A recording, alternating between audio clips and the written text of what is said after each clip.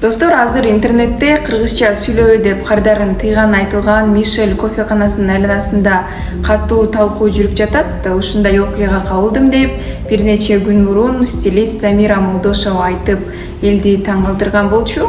Элестетиңер, биз ушундай нерсеге жетип турбуз. Көрсө өзүбүздүн мамлекетибизде өзүбүздүн кыргыз тилинде сүйлөгөн уже болбой калыптыр да. Бул жетпей турчу точкабызга жетти окшойт. Эмне үчүн биз бул жерге келгенде биз кыргызча сүйлөшүбүз керек? Эмне үчүн мен кыргызча сүйлөй албайм?